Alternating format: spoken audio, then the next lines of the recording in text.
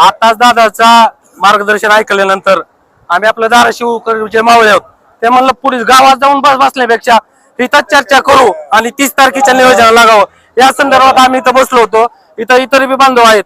आम्हाला असं वाटतंय जर मनोज दादांनी एकदा आदेश दिला धाराशिव करून आम्ही अंतरवली कधी गाठू ही आमची प्रत्येकाची भावना असते।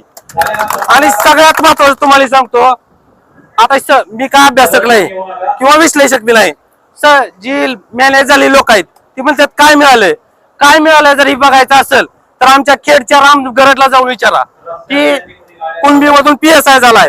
21व्या वर्षी कुणबी मधला खामगाव मधला प्रेमराज पाटील PSI झालाय। आता ही मिळालेला आम्हाला दिसतंय, ज्याच्या डोळ्यावर पिवळी पट्टी बांधली त्याला कावेरी झालेला पिवळं दिसणार आहे। जी मिळालंय आणि जे मिळणार आहे ती फक्त दादामुळेच मिळणार आहे। त्यामुळं अखंड महाराष्ट्रातल्या आणि मराठवाड्यातल्या पश्चिम महाराष्ट्र सगळ्याच मराठ्यांनी जो दादा आदेश देतील ते पाहायचं ठरवलेलं आहे।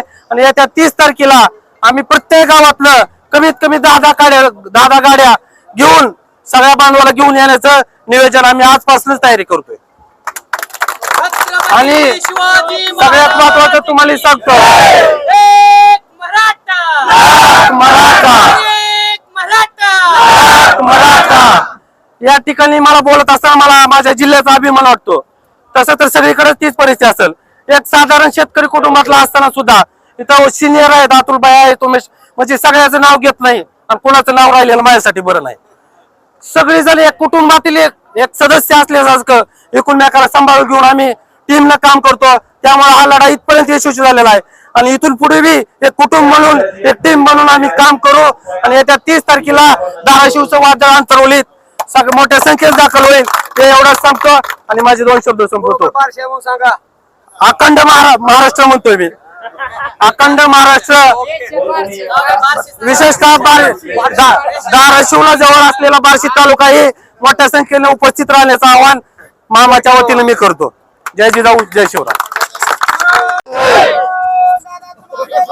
हम तुम्हारे साथ हैं। जय शिवराय, जय शिवराय।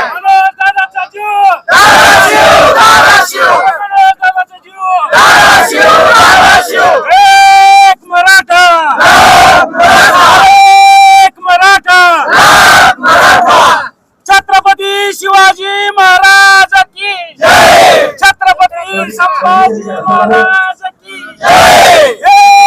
एक मराठा, अरे एक मराठा, मनोज दादा सचिव।